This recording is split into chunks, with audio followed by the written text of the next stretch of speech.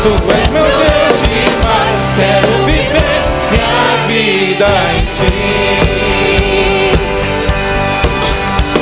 Vamos cantar juntos mais uma vez o início. Tu és santo. Tu és santo, poderoso, Tu és digno, de todo louvor. seguirei teus caminhos, para sempre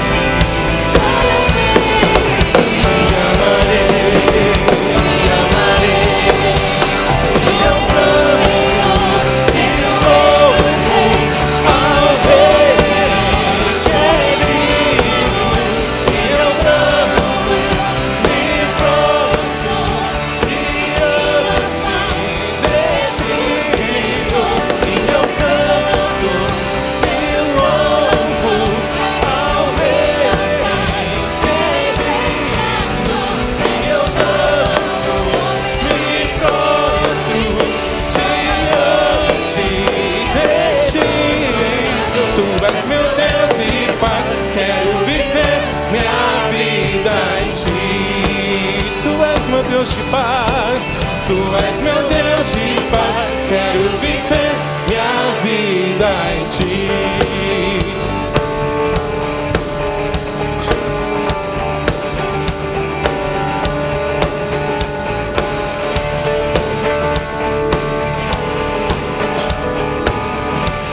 Continua adorando ao Senhor. Santo, santo, santo, santo, poderoso, querem que há de vir. Deus da glória, és tão digno, eu me prostro a Ti. Santo, santo, santo, santo, poderoso, querem que há de vir. Deus da glória, és tão digno, eu me prostro a Ti. Santo é o Teu nome em todo lugar, reta Teu querer de graça e paz. Tudo que tens feito é justo e bom. Santo, santo Deus, Tu és.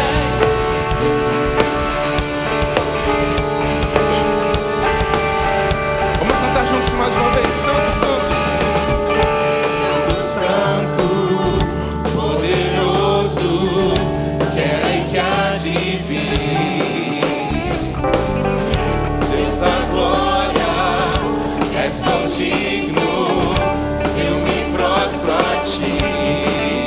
Santo, santo, santo, santo, poderoso, querem que há de vir. Deus da glória, és tão digno, eu me prostro a Ti. Santo é o Teu nome em todo lugar, reta Teu querer de graça e paz. Tudo que tens feito é justo e bom. Santo, santo Deus, Tu és. Santo é o Teu nome em todo lugar, reta Teu querer de graça e paz.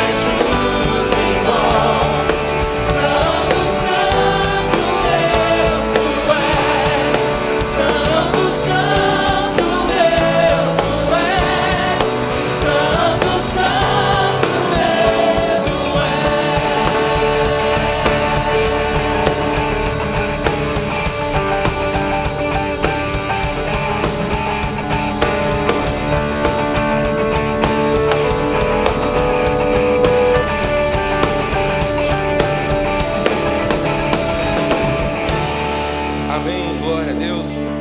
Bendito seja o nome do Senhor. Essa é uma verdade que cantamos. Tudo que o Senhor tem feito é justo e bom. Amém? Glória a Deus. Eu te convido para lermos juntos a palavra do Senhor, que será projetada. E diz assim, vamos ler juntos em uma só voz. Grande é o Senhor e digno de ser louvado. Sua grandeza não tem limites. Todos os dias te bendirei e louvarei o teu nome para todos sempre. Eu te louvarei, ó Senhor, entre as nações. Cantarei louvores entre os povos. Pois o teu amor é tão grande que alcança os céus. A tua fidelidade vai até as nuvens. Deem ao Senhor, ó família das nações. Deem ao Senhor glória e força. Deem ao Senhor a glória devida ao seu nome. Entre nos seus átrios trazendo ofertas. De todo o meu coração farei, Senhor, meu Deus. Glorificarei o teu nome para sempre, pois grande é o teu amor comigo.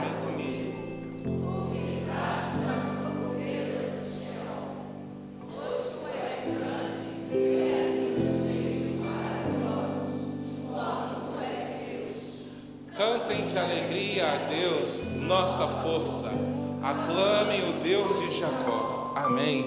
Continue cantando com alegria esse Deus maravilhoso que nos sustenta, que cuida de nós em todas as circunstâncias.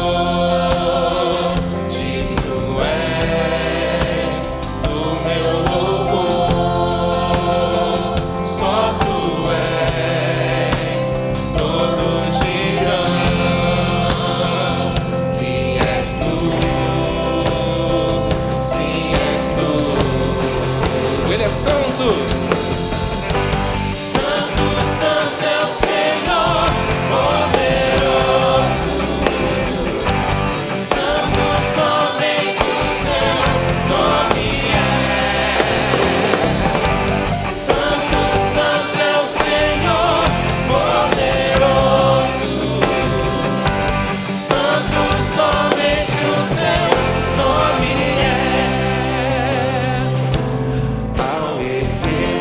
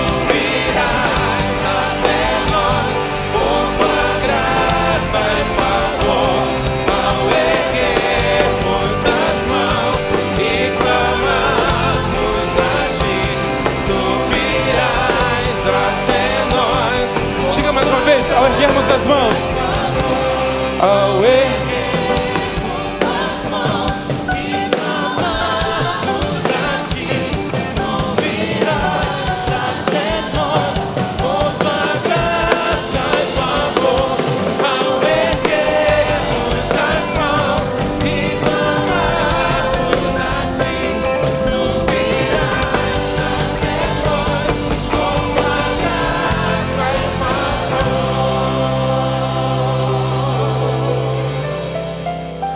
Aleluia, Senhor. Bendito seja o Teu santo nome. Feche os seus olhos, vamos orar juntos mais uma vez. Deus, como é bom fazer parte do Teu povo e poder hoje trazer a nossa oferta, o nosso sacrifício vivo, que é as nossas vidas ao Teu altar. Aceita o nosso louvor, aceita o nosso culto, Senhor. Nós não somos merecedores de nada, mas a Sua infinita misericórdia e a Tua graça tamanha tem nos feito todos os dias levantar e glorificar o Teu nome, Senhor. Aceita o nosso louvor, Senhor, lábios que confessam que só Tu és santo e digno de toda a honra e de toda a glória. Louvado seja no nome santo de Jesus. Amém. Amém. Você pode sentar. Nesse culto nós não temos, por um problema técnico, nós não temos a edição do IBMR Notícias, mas você tem alguns avisos no seu informativo. E nós vamos continuar adorando ao nosso Senhor, nesse momento ofertando, entregando a Ele os nossos dízimos e as nossas ofertas, enquanto continuaremos cantando ao Senhor.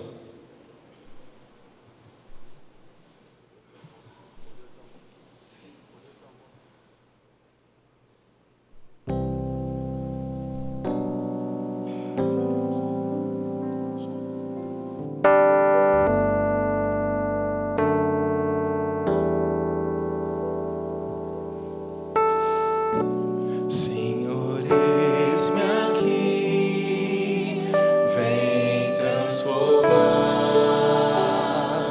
meu ser no fluir da graça que encontrei em Ti.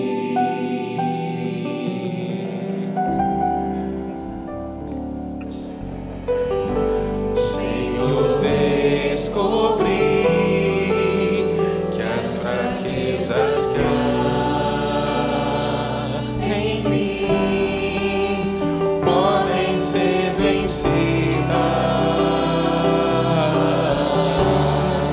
no poder do Teu amor.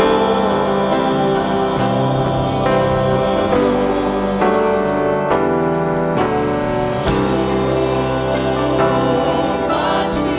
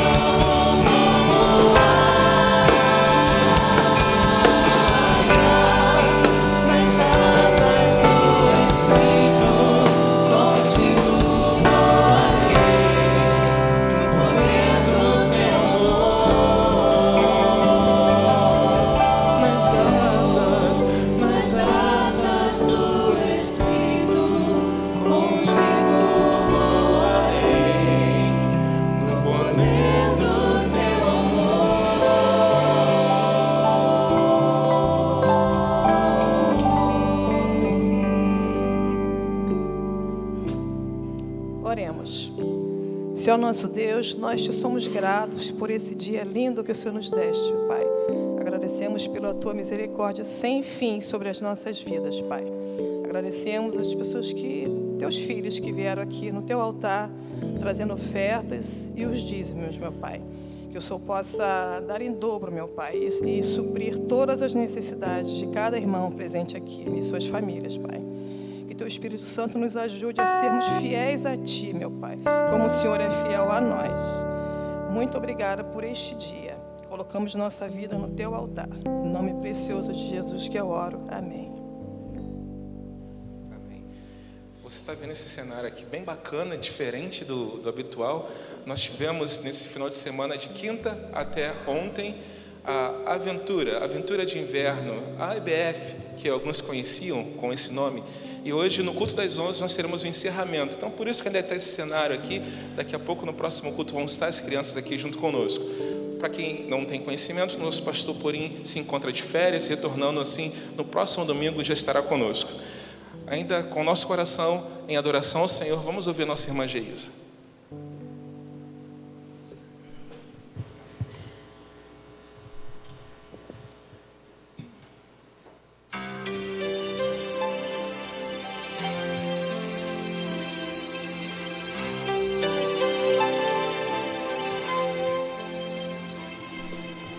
Flua, Senhor, tua presença, tua palavra. Flua em mim, tua unção e teu poder. Quebra as barreiras, as cadeias que prendem o meu ser, impedem o fluir do teu Espírito em mim.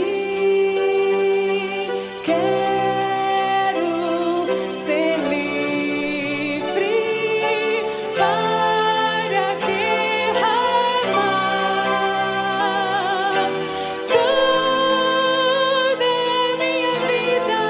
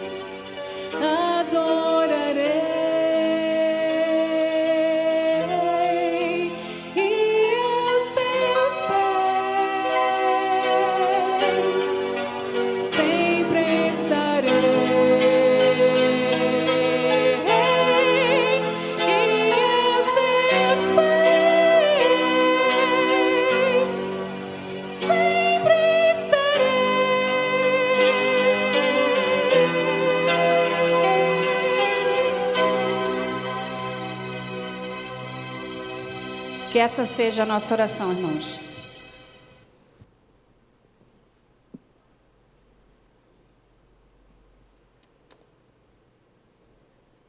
Bom dia, amigos, amigas. Nosso pastor está viajando e aí ele pediu para eu vou tirar esse microfone aqui, para eu trazer a reflexão nessa manhã. Nós estamos na carta de Tiago. Talvez você esteja acompanhando pela internet ou você tem vindo aos domingos. A gente está refletindo sobre a carta de Tiago. Porque o convite da fé cristã é ao amadurecimento. Nós precisamos amadurecer, porque a salvação é um fato inquestionável. Então, o nosso medo, é isso que 1 João está dizendo, né? O perfeito amor lança fora esse medo, o medo do juízo. Nós não vivemos mais encerrados nesse medo do juízo. Só que, em compensação, nós vivemos agora de maneira responsável. Então, a Bíblia, e a carta de Tiago em específico, é um convite ao amadurecimento.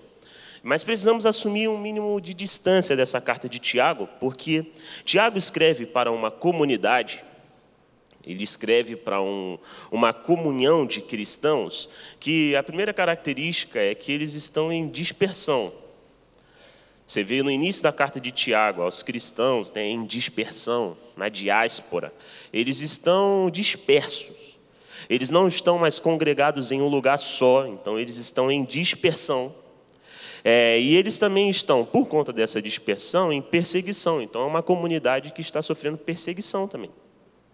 Perseguição, porque esse início do cristianismo, da nossa religião, ou dessa fé derivada da fé dos apóstolos, um dos conflitos é que eles precisavam tanto se defender do que os gregos falavam, do que a cultura helênica falava, os romanos falavam. Então eles tinham que falar, nós temos uma fé. Eles precisavam se defender dessas heresias. De igual maneira, eles precisavam se afirmar distantes, diferentes do judaísmo. Os judeus, nós não somos uma seita sua. Então, é um período bem complexo, bem de perseguição. Então, uma comunidade dispersa, perseguida, Tiago está escrevendo, e uma comunidade majoritariamente pobre. Por isso que o tema da riqueza e pobreza passa pela carta de Tiago, passeia por essa carta e aparece ao menos umas 3 vezes. A gente tem uma menção no capítulo 1, uma menção no capítulo 2 e uma menção no capítulo 5, explícitas. O tema da riqueza e pobreza, porque é uma comunidade pobre. Então, é uma comunidade um pouco diferente da nossa. Por isso que a gente tem que fazer um exercício de imersão nessa história de Tiago. E hoje estamos em Tiago capítulo 2. Vamos refletir sobre riqueza e pobreza. Ricos e pobres. Tiago capítulo 2 é um texto que eu sei que você conhece, principalmente o final, que é aquela relação que Tiago traça entre fé e obras. Mas esse início ali, do versículo 1 ao versículo 13, a gente tem Tiago tratando um problema dessa comunidade. Então, abre sua Bíblia e eu quero que você perceba a estrutura que eu vi nesse texto. Eu quero que você veja, abra sua Bíblia, olhe para ela e faz assim com o seu dedo, que nem o pessoal fazia nas festas antigamente, né? Pega esse seu dedo assim e coloca do versículo 1 ao versículo 4, pensa que é um bloco. Versículo 1 ao versículo 4, coloca aí na sua Bíblia. Do versículo 5 ao versículo 9 é um outro bloco. E do versículo 10 ao versículo 13 é um outro bloco. Conseguiu fazer na sua Bíblia? Faz aí. Do versículo 1 ao versículo 4 é um bloco. Do 5 ao 9 é um outro. E do 10 ao 13 é um outro bloco. Porque para mim essa seção dessa carta de Tiago trata do problema, a solução e o termômetro.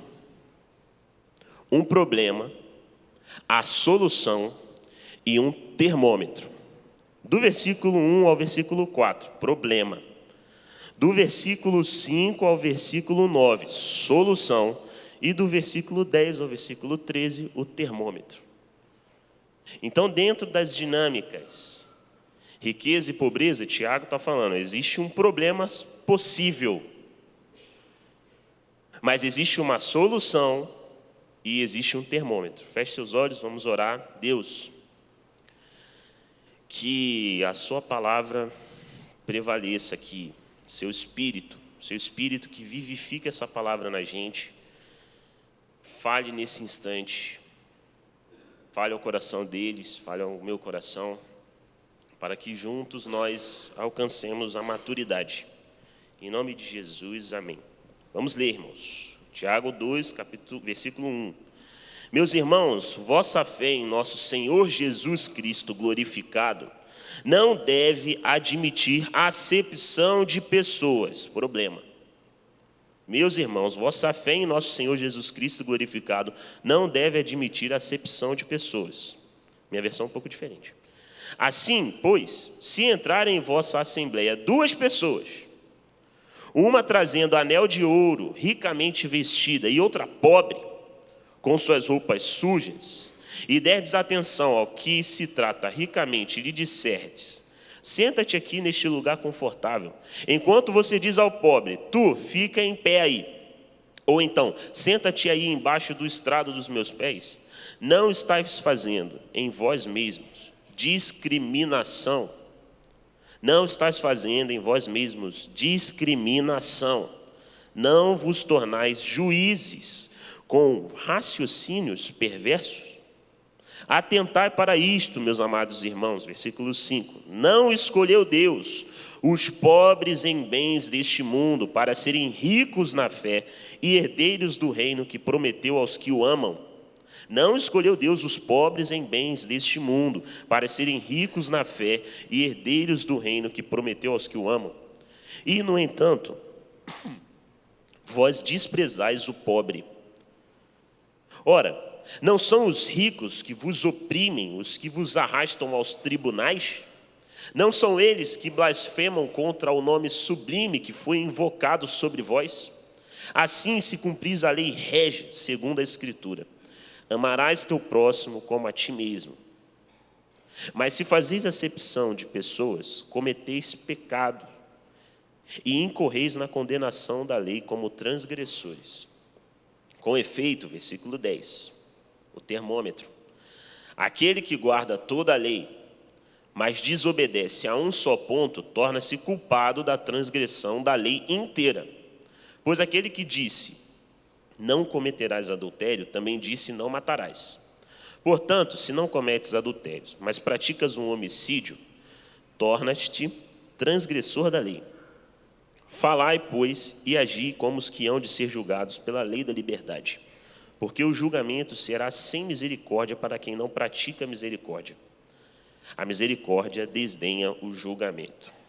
Irmãos, irmãs, do versículo 1 ao versículo 4, nós temos um problema muito comum.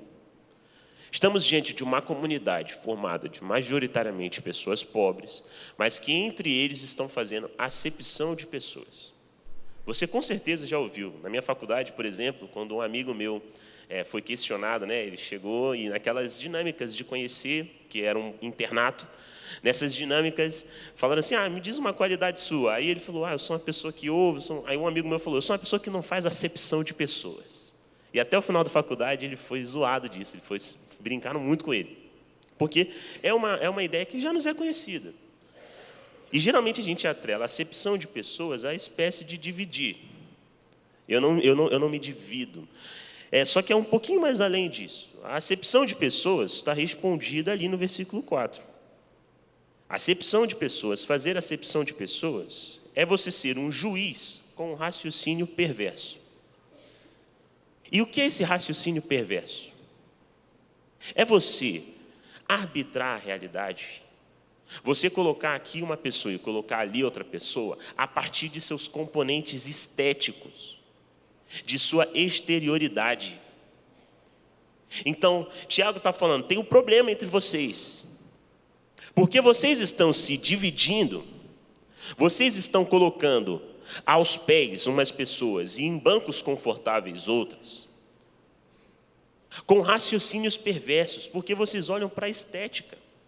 Então, aquele que vem com anéis, roupas bem detalhadas, roupas de ricos, vocês colocam aqui.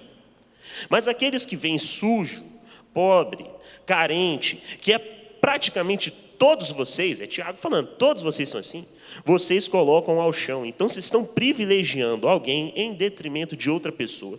E isso tudo a partir de uma dinâmica, de uma lógica, de uma perspectiva estética, externa. Então, essa comunidade tem um problema. Tiago está falando, tem algo que lesa a maturidade de vocês.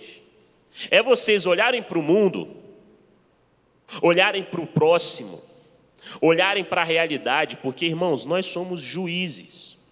E isso não necessariamente é um problema. O problema é nós sermos juízes com raciocínio perverso. Como assim juízes? Sim, nós definimos a realidade.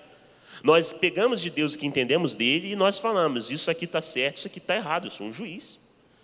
A grande questão é que, num aspecto aqui interrelacional, assim, irmãos, a gente pode estar sendo juízes com raciocínios perversos. E Tiago está falando, isso é imaturidade. Isso não condiz com o Senhor Jesus Cristo glorificado.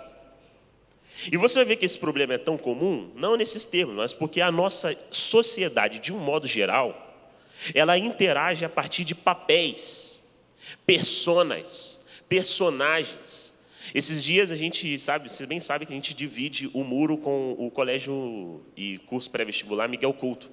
E durante a semana, a porta do prédio fica fechada. E um dia eu chegando para trabalhar com a minha chave, abri a porta, entrei no prédio, e lá tem sempre o Wallace, que fica ali na guarita do... Não é nem guarita, na zeladoria do Miguel Couto, ou a Maria. Eu tenho quase certeza que é Maria, eu fico com esse nome na cabeça. Maria ou Elisângela, nada a ver, eu sei, mas é um ou outro. E aí, ela estava lá, e ela sempre me chamava de menino. Oi, menino. E aí, menino? Tudo bem, menino? E aí, um dia eu entrei, e eu falei, oi, e aí, Maria, tudo bem? Maria ou Elisângela, alguma coisa assim. Aí, fechei a porta, tranquei e fui em direção ao elevador. E aí, chegou a Denise, se eu não me engano. A Denise, eu lembro que eu acho que era a Denise, a avó do Gabriel, do Luz da Liberdade.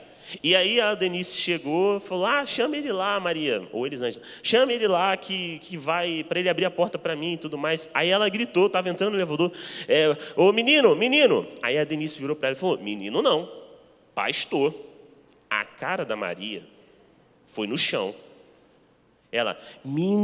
Aí ela, menino não, pastor, desculpa. O que é isso? Eu não sou mais o Israel.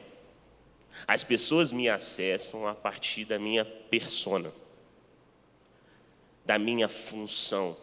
Então esses dias eu vi um perfil no Instagram, e o nome, eu nem lembro o nome da pessoa, vamos supor que seja José, sei lá. E o perfil dele, o nome era Doutor José. Ele não é o José, ele é o doutor. Então você percebe que isso é muito comum. Eu estou dizendo que é um problema isso? É um problema as pessoas se dirigirem a mim como pastor? Não. Mas eu bem sei que, como pastor, eu detenho de privilégios, se eu apelar a esse cargo, que vocês, por não terem esse título, não vão ter. Então, outro exemplo, para você ver como é que a nossa sociedade interage nisso, eu fui levar meu carro para consertar uma peça. E aí, eu fui consertar, cheguei, era na loja da Renault, lá na Ilha do Governador, e eles estavam ouvindo um louvor, os funcionários lá, né, que primeiro eu cheguei, eu fui falar com o mecânico, falei, você tem que ir lá pegar a peça, naquela disposição maravilhosa de quem está trabalhando de manhã, né. Eu falei, não, tem que pegar a peça lá, nem hora no seu, pega a peça lá. Aí eu fui lá, aí quando eu cheguei na sala lá que eles estavam computando, né, para gerar o preço, para emitir uma nota, você tem que ver com ele qual que é a peça. Aí saí eu de novo lá, vou lá ver. Irmão, qual que é a peça? Você tem que pegar isso aqui. Aí eu fui lá, falei, é isso aqui. E aí eles anotaram, e tudo isso com um louvor de fundo. Um louvor bem assembleia, bem fogo puro. E eu estou quieto, né? E eu só ouvindo, eu falei, eu sei que são crentes. Eu sei, esses são crentes. E aí, enquanto ouvia, aí eu levo a peça lá fora e volto, e naquele papo, né? Nem poucas palavras. É só essa peça aqui. Aí ele, essa peça aí. E o louvor rolando. E aí, tem uma hora que eu falei, vou perguntar. Falei, vocês são crentes, alguma coisa? E aí eles falaram assim, somos, e a gente passou 12 anos aí afastado no deserto, mas agora a gente está de volta aí para a glória do Senhor, e o louvorzão de fundo rolando, fogo puro, óleo e a unção e rolando, e eu ouvindo. Aí eles falaram assim, e você, é crente? Aí eu falei, agora. Sou crente sim, irmão, sou pastor. Na hora, os dois que estavam sentados aqui, pastor? Ô José, adianta aí o... Eu fiquei assim, tá vendo? Palavra mágica. Isso é uma curiosidade. Isso não tem nada de perverso. Por mais que possa se tornar. Mas você percebe que a gente interage por personas. A gente interage pela estética, pelo exterior. Isso é mais comum. Esse problema que o Tiago está aqui redigindo é mais comum do que parece. Porque a partir de componentes exteriores, estéticos, nós estamos julgando a realidade. Então, este aqui, a partir do que eu olho externamente, a partir do que eu vejo que ele posta, que ele publica, a partir do que ele votou, eu já sei todas as intenções dele. Se ele botou tal número na urna, eu sei qual é a sua intenção. Eu sei se ele é um bom filho ou um mau filho, se é um bom marido ou um mau marido, se é amigo de gente honesta ou não. E se ele clicou isso, eu sei que ele é gente boa, que ele é bom. Então, estamos constantemente nessa interação, irmãos. Constantemente, é mais comum do que parece. Só que Tiago, ele está trazendo, sabe quando você vai ao dentista e tem aquela lamparina que ele traz para o seu rosto? Tiago pega esse problema de nós julgarmos a realidade, as pessoas, pela sua estética, e joga essa lamparina no aspecto da riqueza e pobreza. Então, passamos do problema, agora estamos na solução. E a solução para esse problema, Tiago, ele propõe 2 caminhos. Para uma sociedade imatura, que se relaciona, julga, diz quem é certo, quem é errado, diz quem é bom, quem é mau, diz quem é amigo, quem é inimigo, a partir de componentes exteriores, a partir de estética. Para uma sociedade que é imatura nesse tanto, o caminho da maturidade é esse. Aí Tiago diz, a primeira coisa, o primeiro caminho que Tiago trilha para fugir isso é lembrar essa comunidade algo que poderia estar se esquecendo, porque ele diz, não escolheu Deus, Deus escolheu, e escolheu, opcionou, eu não sei se eu falei errado agora, a juventude vai estar sempre anotando as palavras erradas que eu falo, mas Deus escolheu os pobres em bens deste mundo para serem ricos na fé. Deus escolheu. Então, irmãos, essa comunidade imatura que se divide, que faz essa acepção, que diz, senta aqui você, e senta ali você, se aproxima você, se afasta você, a partir da estética do dinheiro, entre ricos e pobres, essa imaturidade é solucionada quando nós nos lembramos de que estamos indo contra o próprio Deus. Quando pegamos essa lamparina e colocamos na dinâmica riqueza e pobreza, ou socioeconômica, e classificamos quem é rico, quem é pobre. Se nós não cuidarmos, olharmos, optarmos, que nem Deus, se nós não fizermos essa escolha como Deus, nós estamos indo contra o próprio Deus, porque Deus escolheu os pobres em bens deste mundo para serem ricos na fé. E essa perspectiva que Tiago traz, ela não é imaginária. Ela não é uma conclusão que Tiago tirou do nada. Ela é ancorada por toda a tradição do Antigo Testamento e de Jesus. Todo o Antigo Testamento e de Jesus. E para entender essa forma de Deus escolher, por que Deus escolheu os pobres em bens deste mundo para serem ricos na fé? Porque Deus ele tem uma inclinação ao paradoxo. Opa, o que é isso? Ele tem essa inclinação. Por exemplo, ele vira para Abraão, Sara, e diz, de vocês eu vou fazer frutificar uma grande nação que vai abençoar todas as famílias da terra. Só que Abraão, Abraão e Sara, é um casal idoso e estéril. Vocês percebem? Ele não pegou um casal na flor da idade. Não pegou um casal com a juventude a explorar. Ele pegou um casal idoso e estéril para falar que deles vai sair uma grande família. É paradoxal mesmo. Ou ele vai lá e fala, Moisés, que na fase de vida que ele estava, era um pecuarista, cuidava dos animais. Você vai voltar para o Egito para libertar o meu povo, porque eu ouvi o clamor deles. E aí Moisés fala, Deus, você não está percebendo, está vendo o meu estágio de vida? Sim, eu passei 40 anos no Egito lá na corte, eu fui 40 anos da elite ali do Egito, mas agora eu sou pecuarista, minha vida mudou, Deus. Eu vou lá como? Você vai lá em meu nome. E você percebe, Deus ele pega uma nação para colocar no centro do mundo, para ensinar a todas as outras nações como deve viver. Não seria mais fácil ele pegar o Egito? O Egito já estava pronto, irmãos. Já estava pronto. O Egito já tinha um governo bem estabelecido, era uma potência, tinha exército, mas ele começa, paradoxo, ele começa com um povo escravo, medroso. Saul, primeiro rei de Israel. Saul é o último da família, da última família do clã, do último clã da tribo, da última tribo de Israel. O primeiro rei de Israel não veio da principal ou dos mais potentes. Ele é o último da família, do último clã, da última tribo, é o último. É paradoxal. Deus parece ter essa inclinação. Davi, você vai ser um rei. Vem Jessé, para lá na casa. Vem o profeta, para na casa lá e fala, Jessé, cadê seus filhos? Põe aqui, sentado. Ah, não, já tem 3 que estão longe, tem um que está longe. É esse, é o que está ali, ó.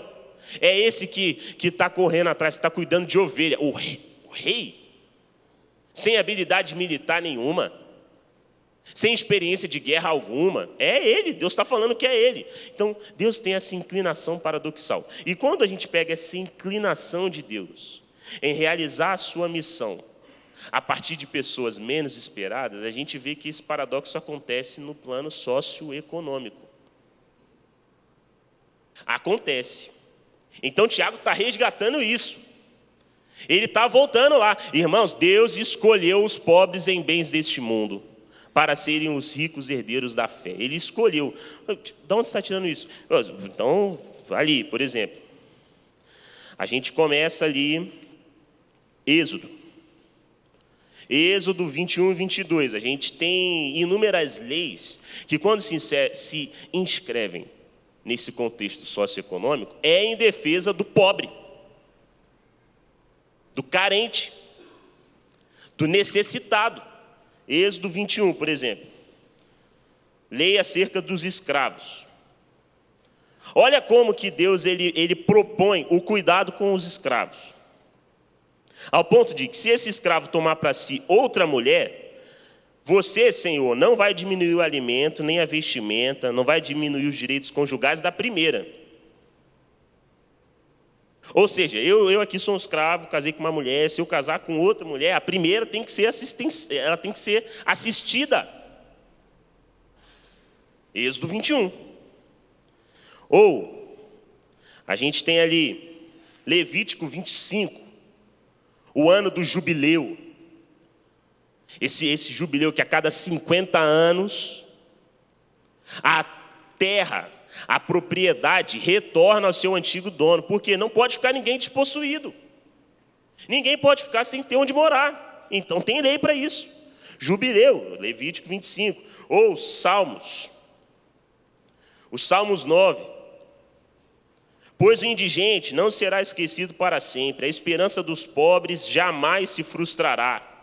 Seja Deus, versículo 10, fortaleza para o oprimido, fortaleza nos tempos de angústia. Ou Salmo 45, por exemplo. quem é o rei que o povo de Israel entoa, que adora? É o rei que cavalga pela causa da verdade, mansidão e justiça. Ou, Salmo 82. Está lá, Salmo 82. Protegei o fraco e o órfão, fazei justiça ao pobre e ao necessitado, libertai o fraco e o indigente, livrai-os das mãos dos ímpios. Ou, Isaías, está lá, Isaías.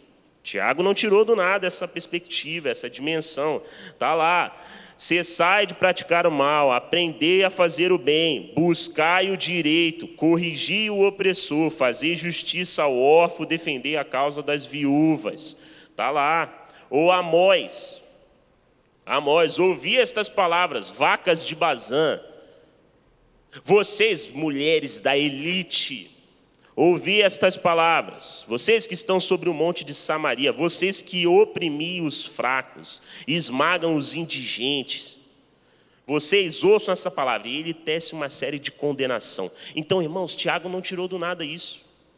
E isso é tão latente no Antigo Testamento, isso é tão latente na tradição da fé de Israel, que isso migra para a espiritualidade. Então, quando o salmista ora, ele diz assim: tem misericórdia de mim, pois eu sou fraco, eu sou indigente, eu sou pobre, tem misericórdia de mim. Jesus, quando propõe suas bem-aventuranças, quem é o bem-aventurado? É o pobre em espírito. Isso é tão latente que migra para a espiritualidade. Então o povo de Israel, de tanto ver que nas dinâmicas socioeconômicas, Deus ele se apresenta defendendo o pobre, em detrimento da ofensa do rico, de tanto ver isso, isso migra para a espiritualidade. Por quê? Porque a condição de pobreza nesse mundo é o que nos torna vulnerável para a ação de Deus. Esses dias tenho um joelho aqui no meio que é maravilhoso. Ele fica, sem ser a rua da praça, a próxima. Todo mundo já deve ter ido lá ou conhece esse joelho. E eu, às vezes, vou lá, compro o joelho e volto aqui para a minha sala. E tem sempre um caminho que eu já sei que se eu voltar por aquele caminho, alguém vai me pedir o joelho que eu comprei. Então, vira e mexe, eu já estou até me esquivando do caminho, ou como no lugar. Quero que o olho não vê, o coração não sente. Então, como lá mesmo, na volta, tento botar um fone de ouvido, venho adorando a Deus, e vou expulsando essas pessoas de olho no joelho dos outros, e vou expulsando e vou andando. E aí eu voltei esses dias, estava com 2 joelhos. Um que eu nunca tinha experimentado, eu estou conhecendo aquilo lá, vou virar cliente fidelidade daquele lugar. E um que eu nunca tinha experimentado, e eu andando, aí na porta do Itaú, tinha um menino chamado Flávio, sentado. E aí de longe eu já vi, minha mão tremeu, eu falei, agora já era. E aí eu passei por ele, tio, tem como você comprar aqui uma jujuba? Ele estava com um pacote de jujuba na mão. E eu não tinha dinheiro. E aí, eu poderia falar assim, não, meu amigo, não tenho dinheiro, e vou embora. Mas aí eu falei, não faz sentido, né? Aí eu falei, cara, eu não tenho dinheiro, eu posso te dar um joelho, você aceita? Sim. Aí eu peguei o joelho, senti até o cheiro para ver qual que eu ia dar para ele. Aí era o de calabresa, eu falei, bem, calabresa eu nunca experimentei, vai que eu não gosto, então vai ele mesmo. Olha que mentalidade, né? Aí eu peguei o joelho de calabresa, dei para ele. E tinha uma coquinha também, eu falei, toma uma coquinha. E eu já estava voltando lá de novo, que eu ia comprar um outro. Aí voltando, ele olha dentro da sacola, tinha um sachê de ketchup. Aí, tio, tem como dar o ketchup também? Na hora eu falei, não é possível. Não, brincadeira, eu não falei isso. Mas você percebe, por que essa condição socioeconômica é um espelho para a espiritualidade? Porque para o Flávio, eu era tudo que ele tinha. Tudo. Tanto que quando eu dei o sachê de ketchup, voltei para comprar um outro, passei por ele, ele falou, ô tio, você consegue comprar uma caixa de leite para minha família? A gente às vezes tem a pretensão de falar, nossa, que cara folgado. Menino folgado, não sabe ser agradecido. Mas, irmãos, Deus escolheu. Quando Deus interage com a história da humanidade e vê como é que nós regimos nossa economia, nossa sociedade, Flávio, Deus está do lado. A Bíblia está falando isso. Deste Flávio, Deus está do lado. E se eu falasse, não vou te dar, meu irmão, para de ser folgado, Deus ia estar falando, então você está falando que eu sou folgado? Porque aí você vê lá, a conclusão de Jesus, Mateus capítulo 25, quando eu tive fome, me deram de comer, sede, me deram de beber, nu vocês me vestiram. Então, ele ali é um espelho para a espiritualidade, porque eu sou tudo que ele tem. E é por isso que é difícil um rico entrar no reino dos céus, porque Deus não pode ser... Deus não pode ser tudo que ele tem. Porque além de Deus, ele flerta Deus com suas riquezas. Então é o que Jesus fala, Lucas capítulo 12. Um homem insensato achou que acumulando, tendo posses, ele conseguiria prolongar sua vida, mas ele é um insensato, porque hoje mesmo sua vida será reclamada, será pedida. E para quem vai ficar tudo que você acumulou? Então, por isso que é difícil um rico entrar no reino dos céus. Porque Deus não pode ser tudo. Então, Tiago, quando ele está exortando essa comunidade, quando ele está voltando a essa comunidade, falando, meus irmãos, Deus escolheu os pobres deste mundo para serem os ricos herdeiros na fé. Ele está lembrando a própria identidade daquela comunidade. Vocês estão esquecendo que vocês são pobres? E aí vocês vão ficar bajulando esses ricos? E aí você deve estar pensando, nossa, parece então que o rico não é bem-vindo no céu. Não, meu irmão, não é isso. Não é isso. Mas o rico, de fato, tem uma missão. Porque senão todas as suas posses, tudo que ele possui, pode ser pecaminoso. Revelação e salvação é geral, gente. Mas quando Deus ele interage com a nossa história, e ver como nós estamos planejando nosso aspecto socioeconômico, Deus tem um lado. Ele está do lado daquele que é carente. E isso migra para a gente em formato de espiritualidade. Por isso que Jesus não veio para o justo, mas para os pecadores, ou para aqueles que estão sãos, saudáveis, mas para os que estão doentes. Não veio, ele veio para esses carentes, necessitados, pequeninos, oprimidos.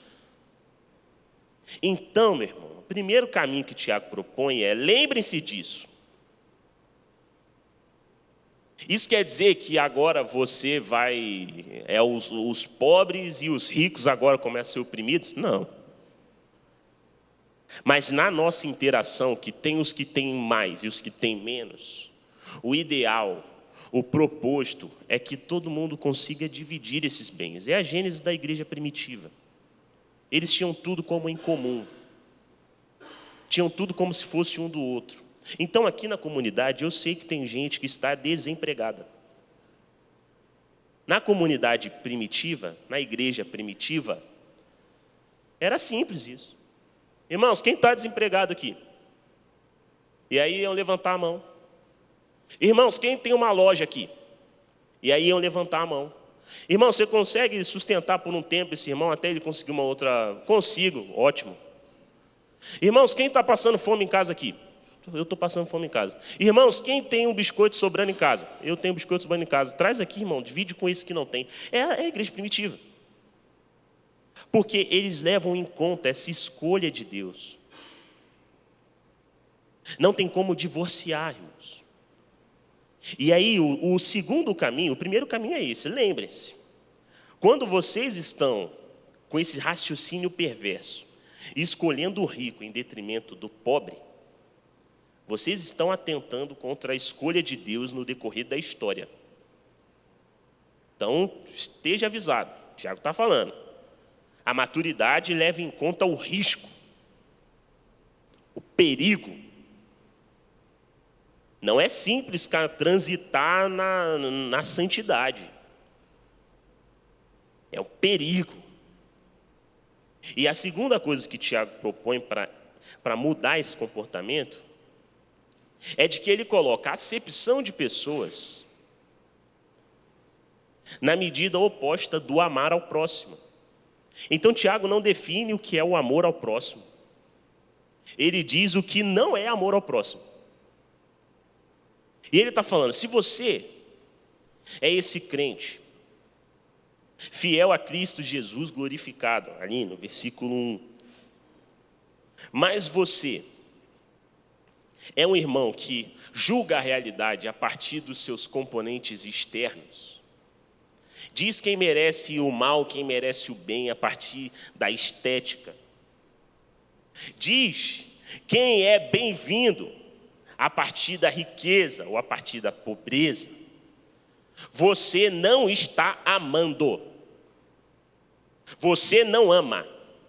Quem interage nas dinâmicas socioeconômicas, falando quem é bom como rico, quem é ruim como pobre, quem é bem-vindo como o possuidor, o possuinte, quem é rico, e o pobre como o despossuído, ele não é bem-vindo, então senta aos meus estrados aqui, aos meus pés. Você senta nessa cadeira confortável.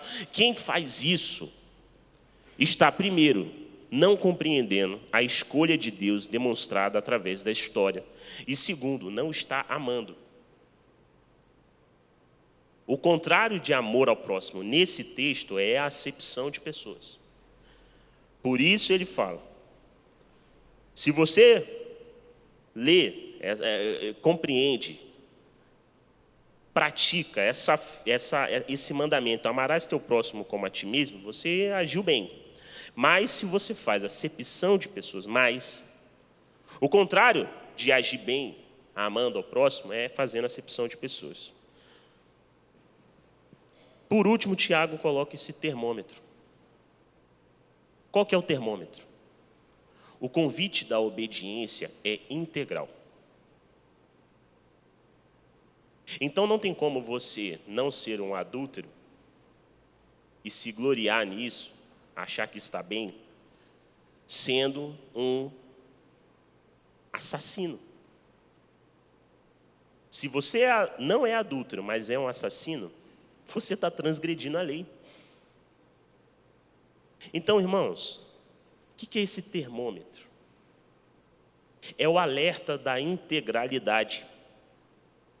O jeito que nós planejamos nossas economias individuais, como pensamos a economia pública, como pensamos todo o panorama socioeconômico, como investimos nossos bens, como investimos nossas propriedades, o jeito como nós juntamos e recebemos dinheiro, o jeito que a gente faz isso importa sim.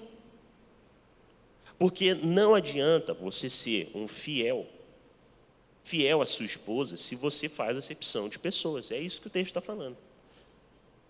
Não importa se você é uma pessoa religiosa, se está aqui todos os domingos, se você faz acepção de pessoas. Não adianta. É transgredir a lei de igual forma. Um engajamento em uma área não anula a outra. Essa foi a crise daquele jovem rico, você se lembra? Porque ele era profundamente engajado, cumpria todos os mandamentos. E aí, quando Jesus ele traz um mandamento, ou, na verdade, o resultado daquele mandamento, fala assim, tendo visto que você faz tudo isso desde criança, só te resta uma coisa, pega tudo que você tem e doa para os pobres. E ele fica transtornado. Estava crente que um engajamento em uma área específica anularia o outro, mas não. Qual que é o termômetro? A espiritualidade madura, ela é integral. Então, o texto aqui. Problema, acepção de pessoas. Isso é mais comum do que parece. Nós dizemos quem é bom, quem é mal, a partir, por exemplo, da cor de pele. Dizemos quem é importante, quem não é, a partir da vestimenta. Dizemos quem fala a verdade, quem não fala, a partir dos títulos. Estamos constantemente sendo levados por essa dinâmica estética e imatura da fé cristã. Constantemente. Só que existe um caminho de maturidade. Tiago, ele pegou um enfoque. Mas, irmãos, olhe para a nossa sociedade. A pobreza não é só socioeconômica. A pobreza é cultural. Existe pobreza em esfera cultural, em esfera étnica. Então, amados, Tiago está enfaticamente e de maneira doce trazendo esse alerta. O caminho da imaturidade é percebido em pessoas que julgam a realidade fazendo eles têm esse raciocínio perverso. Isso aqui é imaturidade. E não combina com a fé no Jesus Cristo glorificado. Isso é imaturidade. Sobretudo quando isso aparece numa esfera socioeconômica. Sobretudo quando isso aparece nessa dinâmica entre pobres e ricos. Isso aqui, e isso é fazer acepção de pessoas. Quer ver justificativas de acepção que justificam? Ou o que nós temos para justificar essa nossa tendência a interagirmos a partir da estética? Quantas vezes você já ouviu ou disse: se está na rua é porque é preguiçoso? Você reduziu toda aquela pessoa a partir da estética. E você cria uma narrativa para justificar o seu não auxílio. Então, quantas vezes você já ouviu: isso aí está mentindo, rapaz. Está pedindo dinheiro para usar droga. Quantas vezes? Acepção de pessoas. Imaturidade. Que não combina com a fé no Jesus Cristo glorificado. A última história. Um dia eu estava com umas visitas em São Paulo e a gente foi naquele centro de tradições nordestinas ali. Eu nunca tinha ido. Bem legal. E aí o estacionamento ali, ele é meio confuso. Eu sou um estrangeiro no Rio de Janeiro, gente. Voltei a andar aqui agora e aí com o carro. E antes de você entrar no estacionamento da Feira de Tradições, ficam os flanelinhas, né? E eles são engajados nessa arte de conseguir a sua contribuição, né? Porque eu estava andando e estava bem parado assim, bem contornando assim o centro de tradições lá.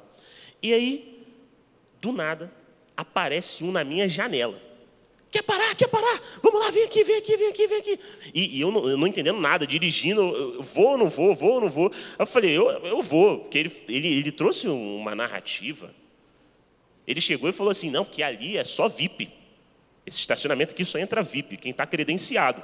Nunca vim, eu falei, vixe, deve ser verdade mesmo. E fui com ele. E aí ele chegou e falou: não, passa por aqui. Eu passei por cima da calçada com o carro e tal, e parei do outro lado da rua. Eu não tinha trocado. E aí eu fui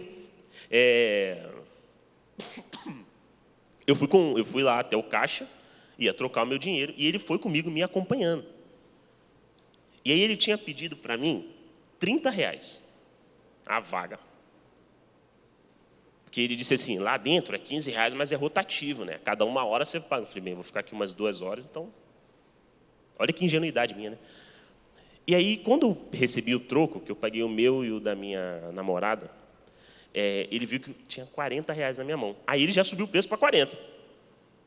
Ele falou: não, dá 40 aí, amigo, dá 40. Eu falei: que isso? O nome dele era Itajaí. Que isso, Itajaí? E ele estava assim, você podia ver, a sua estética. Ele estava bafo de cerveja, nitidamente balançado pelas drogas. Nitidamente. Ele: não, 40, amigo, 40. E aí os seguranças da feira viram e vieram comigo. Eles falaram: que isso? O que ele está tentando fazer? Eu falei: não, que eu parei com ele ali. Aí o Itajaí se ligou que, opa, chegou o segurança. E aí, quando o segurança chegou lá, o segurança também era crente. Aí eu já tinha minha carta na manga, né? Qualquer coisa eu falava: eu sou pastor, querido. E aí, ele era crente. E ele veio comigo e falou, não, vamos lá, vou pegar o carro contigo, lá dentro é R$15, quanto tempo você quiser. Aí o Itajaí perdeu toda a sua argumentação. Aí veio comigo e falou, pô, irmão, não, eu vou. E aí ele foi entrando num ciclo de arrependimento por ter mentido, tal. Só que eu tinha R$10. E eu falei, eu vou dar os R$10. Eu parei lá, eu quero dar os R$10 para ele. E eu entrei num conflito com o crente que veio me ajudar aqui. Que quando eu fui dar os R$10 para ele, eu falei, Itajaí, eu fui conversando olho no olho. Fui na coragem mesmo ali, com 2 amigos de São Paulo, olho no olho. Eu falei, Itajaí, pô, você mentiu para mim, cara. Isso aqui eu não ia parar na sua vaga porque eu queria, porque eu precisava. Eu ia parar na sua vaga também para investir na sua vida, cara. Pô, você mentiu para mim. Ele falou, pô, irmão, mas não. E aí eu falei, eu vou te dar R$10. E aí quando eu sentei no carro, junto com o segurança, e eu ia dar os R$10, eu senti uma mão no meu ombro. Não dá R$10 para ele, não. Não dá, não. Eu falei, não, mas eu quero dar os R$10. Não dá R$10 para ele, não. Eu falei, não, eu quero dar os R$10. Aí dei os R$10. Aí saí ouvindo a bronca do irmão crente que veio me resgatar aqui. Você deu os R$10 para ele? E aí ele entrou comigo, aí a gente chegou lá na Feira de Tradições, ele encontrou com os outros amigos seguranças. E aí, dentre esses outros amigos seguranças, tinha um pastor e um outro amigo, lá como segurança. E aí esse homem, eu não lembro o nome dele, ele veio me falar sobre o que aconteceu, né? Ele compartilhou com a equipe de segurança dele. E aí ele ficou, o outro pastor ouviu, e aí o amigo do pastor que estava lá falou assim, nossa, isso aí é tudo vagabundo. Não, vamos lá, vamos baixar lá, resolver esse problema aí. E eu falei, ixi, vamos para a violência. Não precisa disso tanto. Ele, não. E ele ainda deu, e aí começaram a falar de mim. Não, deu R$10 ainda para o cara. Ele ainda deu R$10. Eu fiquei, que isso? Vamos lá deixar, só tem vagabundo. Isso é acepção de pessoas. O Itajaí mentiu, irmãos. Mas por um instante, anula essa estética e se coloca no lugar de desesperado dele. Diferente dele, você tem uma casa que vai voltar à noite. Diferente dele, talvez você tenha uma família ou um núcleo de amigos próximo. Diferente dele, talvez você tenha um conforto, você tenha um salário, você tenha como comer. Então, irmãos, superar essa barreira estética é o desafio da maturidade cristã. Por isso que, nos lembrando de que Deus escolheu os pobres em bens deste mundo para serem ricos herdeiros na fé, tendo em vista essa consciência da escolha de Deus, eu me engajo nessa escolha e isso é uma expressão de amor ao próximo. A superação da barreira estética. Feche seus olhos. Vamos orar pedindo a Deus ajuda para isso. O Meier é repleto de desafios. Tem o Flávio. Mas se você for na praça, você encontra outros desesperados, outras desesperadas. Tem o Manuel. Conheci ontem, saindo com os jovens aqui, a gente foi ao McDonald's. Manuel veio lá do Nordeste tentar a vida aqui e não conseguiu. E está aí, andando pelas ruas. Tem sempre alguns que sentam à porta da nossa igreja. Deus escolheu estes. Na confusão socioeconômica, Deus tomou o lado deles. Desses que são privados de vida. Feche seus olhos, reveja seus caminhos e perceba qual o nível de imaturidade ou maturidade que estamos inseridos.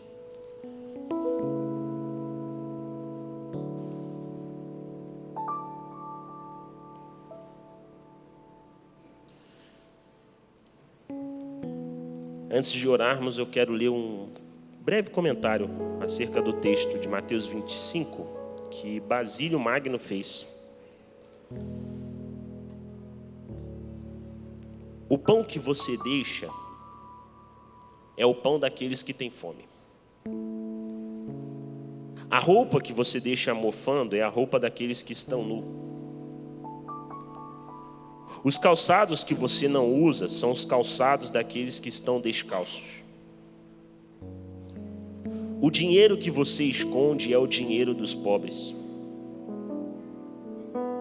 Os trabalhos de caridade que você não pratica são uma das várias injustiças que você comete. Aquele que acumula mais do que o necessário pratica o crime. Pai nosso, precisamos de ajuda para nos inserirmos de maneira responsável na história.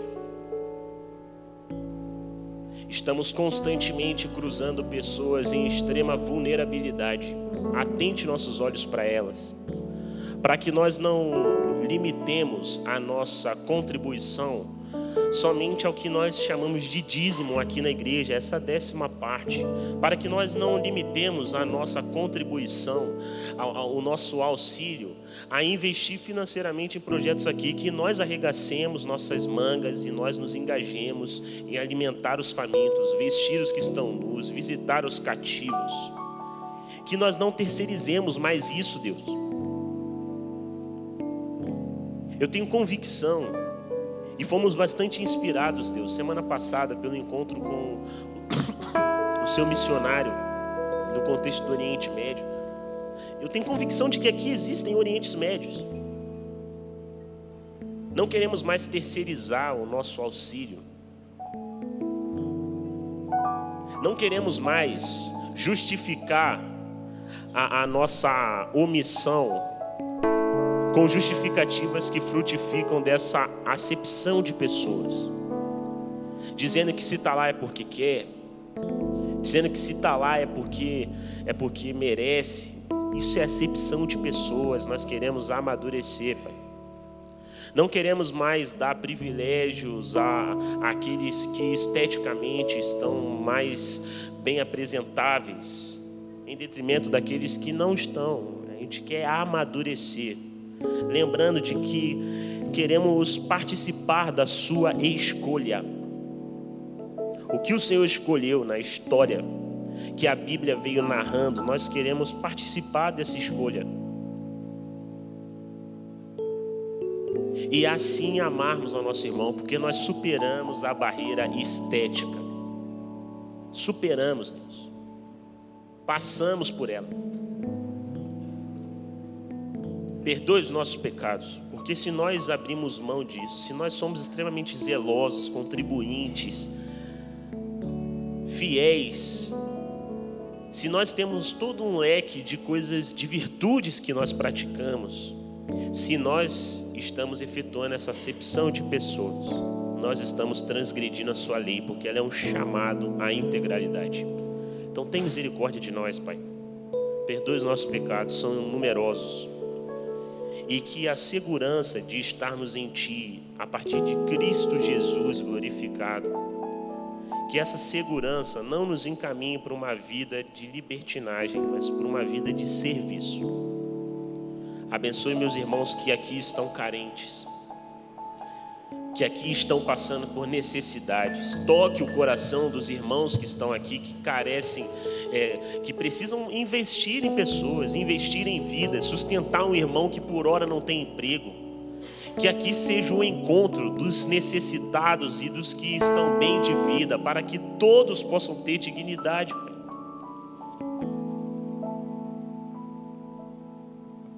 Em nome de Jesus, Pai. Que essa mensagem inspire coragem no coração daqueles que estão relutantes em pedir ajuda e inspire disponibilidade naqueles que têm como ajudar. Amém. Vamos cantar juntos, fiquem em pé nesse momento.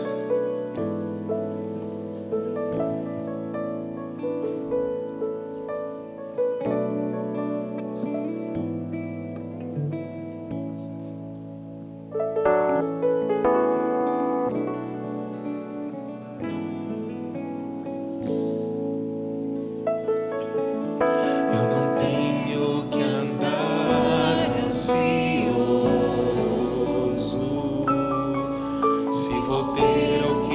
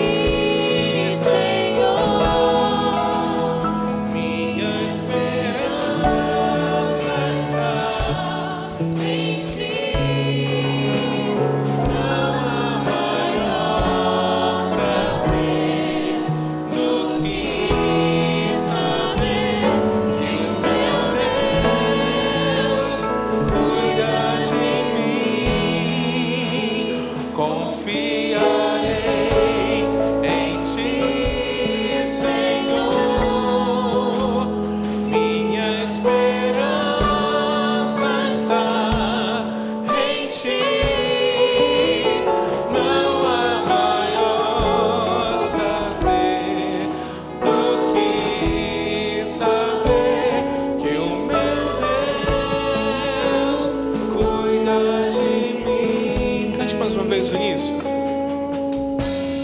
Tenho que andar ansioso,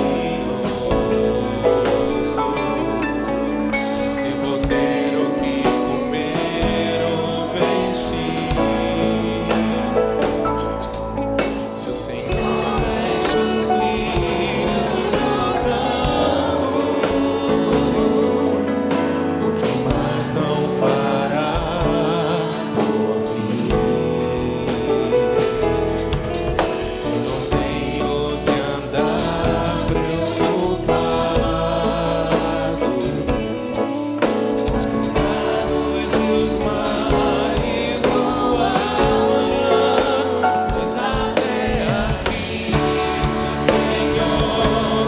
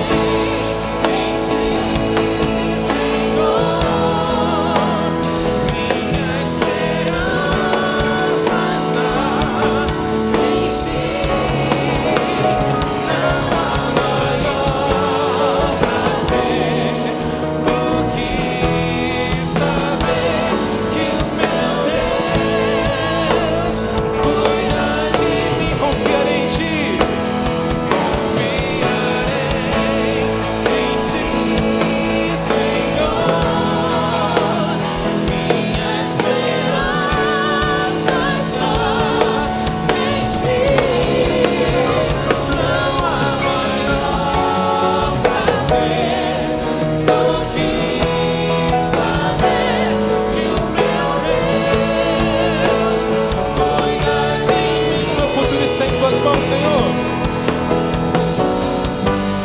meu futuro está seguro em tuas mãos.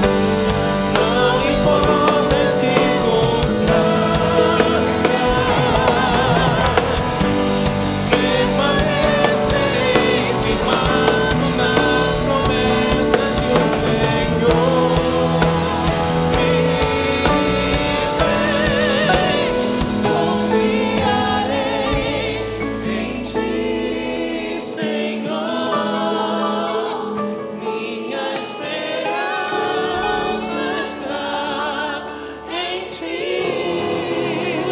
Não há maior prazer do que saber que o meu Deus cuida de mim. Confiarei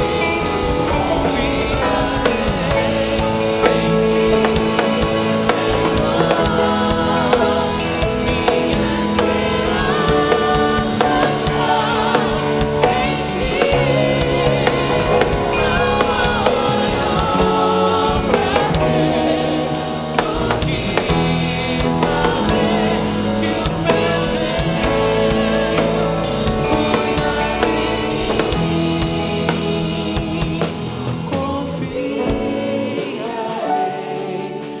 em Ti.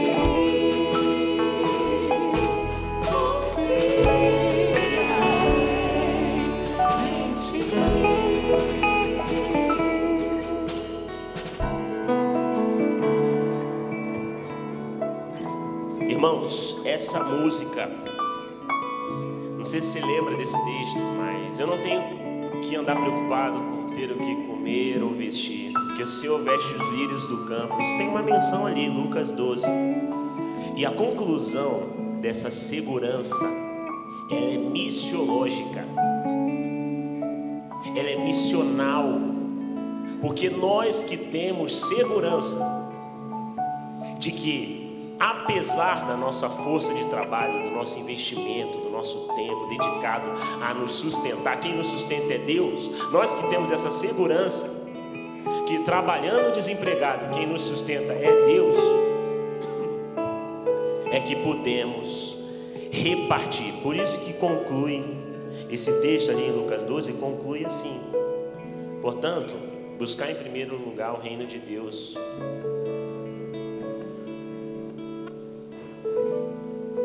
O pessoal conhece o texto. Esse reino de Deus que não deixa faltar para quem precisa. já que vocês têm segurança em Deus, já que vocês são pobres em espírito, e só Deus é em quem a gente pode confiar e depositar a esperança, que a gente reparte, que a gente é generoso. Que a graça de Jesus, que nos dá segurança do seu consolo e seu sustento, dê impacto na sua vida, para que saiamos daqui generosos. Amém. Amém. Vamos em paz, em nome de Jesus. Confiar